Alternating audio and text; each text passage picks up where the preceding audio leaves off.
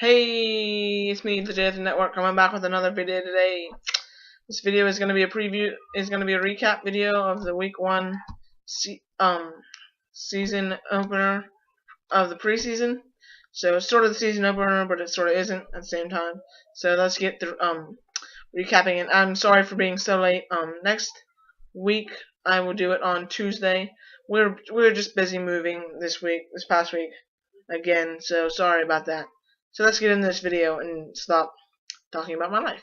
So the first game of the week was the Panthers versus the Texans. At the halftime, score 17-10, and the game never really got much better for the Texans, and when they lost to a score of 27-17. The best player I saw, player of the game in my opinion, was Deshaun Watson of the Texans. Even though they didn't win, he took a 15-yard touchdown run, one of the two for the Texans that game. I believe he threw the other one. I could be completely wrong about that, but I believe he did. So I liked him. I liked some of Webb's passes. I think is his guy who was playing the quarterback for the Panthers. Of course, it's not Cam Newton this week. But anyway, I liked Deshaun Watson, and I think he played a good game for his first ever NFL game. Next game was the Falcons versus Dolphins, and at halftime the score was close to a score of 10-14. And at the end of the game, the Dolphins came back and they put a game score of 20-23, and they won. I didn't really see much action. It was an action-packed game, but to be honest, to me, it wasn't very actionful since the Falcons were sort of like they're not going to start the starters, like I said in the preview video. Check it out if you still care. But like I said in that game, it wasn't going to be very action. It wasn't very much action from the real guys. But Jay Cutler did do pretty good for the starting he didn't even play it. I'm wrong. Moore did pretty good as a starting quarterback. Next game, the Vikings versus the Bills.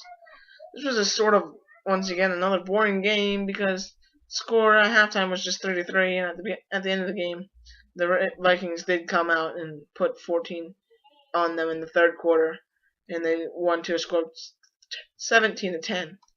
Then the upset of the week, or maybe even this year thus far in football, other than never mind. This preseason, the biggest upset of the season thus far is the Jaguars-Patriots game.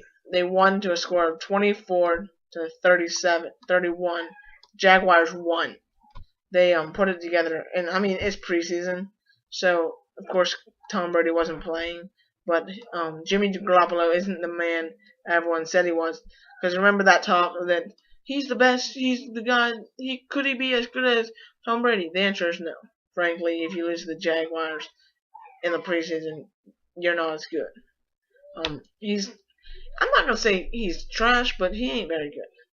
Next game. This was sort of a blowout game by a team that's not going to be very good this year again. The Ravens versus the Redskins, which at halftime the score is 13-3, and at the end of the third quarter the score is 20-3. At the end of the game the score was 23-3. Pretty much a boring game because Redskins never really showed up. But it was nice to see the replacements for Joe Flacco, who is going to be back in 36, and he's going to be back in 4 more weeks. Be excited for that, Ravens Nation. But yeah, once again, it wasn't very action packed because no one was really starting. Next game, another upset. In my opinion, the Saints versus the Browns. The Browns are junk, as we all know. But Kaiser maybe is the future for the Browns. I'm not gonna jump on the Kaiser bandwagon quite yet. But he impressed me the first game of the preseason when they won to a score of 14-20. The Browns beat the Saints. Next game, um, the Broncos versus the Bears. At halftime, it's 10-7. At the end of the game, the score is 24-17. This game was sort of the battle of the scrubs, because this is they're pretty much starting the guys they want to start, at the beginning for this season, because they both sort of aren't that good, even though the Broncos are the former reigning champions. But anyway, so yeah, my opinion on that is that the Broncos should have kept Brock Osweiler. They didn't, but that's way old news. Anyway, next game, the Packers versus the Eagles. I predicted this game way off, as you probably know. The score is 17-6 at halftime, and the Packers beat them in the second half as well, with 7 points to the Eagles 3, to add up to 9-24 in favor of the Packers, who win season opener. Next game. This is one of the games I predicted correctly. We're gonna go through the games I predicted correctly later, but right here is the one we're gonna do right now. It's the Steelers versus the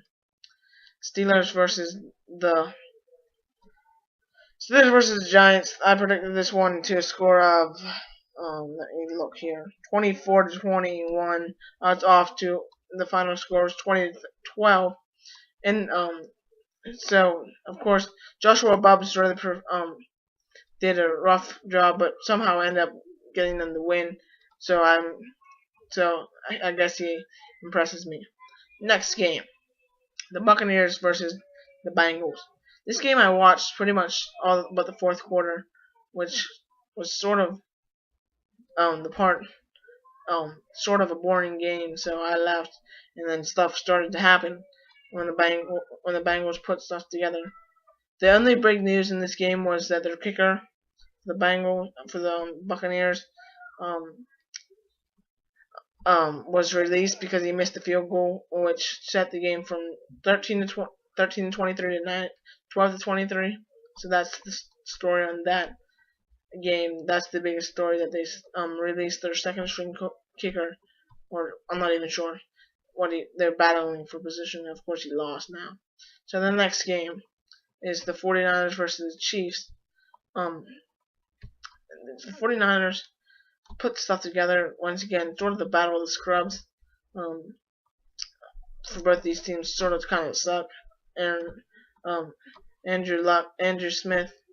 Alex Smith somehow drags his team to the playoffs every year and then flunks it out every year. But I'm not very much afraid of the Chiefs. But anyway, the Chiefs ended up losing to a score of 17-28, 27. In the fourth quarter alone, the 49ers outscored the Chiefs in the whole game to a score of 18-17. The next game, our Jets, hashtag Jet fan forever. This was probably the most boring game I have ever seen of the Jets. They pretty much scored in the first drive with Josh McCown, and sat Josh McCown, let Hackenberg run some plays. I mean, Hackenberg did reasonable, 18 of 25, 127 yards, and 0 touchdowns, 0 interceptions. But the truth of the matter is that they just pretty much punted the ball back and forth the whole game, except for when the Titans kicked the one field goal. Of course, the Jets won, so that's a good thing for the Jets. Hashtag W's. Next game, the Cowboys versus the Rams. The Cowboys lost, so the first loss of the season, to a score of 10-13. Of course, the news around the Cowboys is Ezekiel Elliott and not actually the games. So, good for us. And the next game, the Raiders versus the Cardinals. The Raiders lost to a score of 20-10. And that's all I have to say about them. The next game was the Colts versus the Lions. The Lions beat them to a score of 10-24. The last game of the week was the Seahawks versus the Chargers, where the Seahawks opened up a can of whoop butt. I'm not supposed to swear on this channel, or I would have said it, but you know what I mean. In the second quarter, the Seahawks outscored the Chargers by 7 points. So yeah, it was a whooping, the biggest whooping of the week by sure. I predicted that one correctly and almost on target by just 10 points for the Seahawks and 7 points for the Chargers.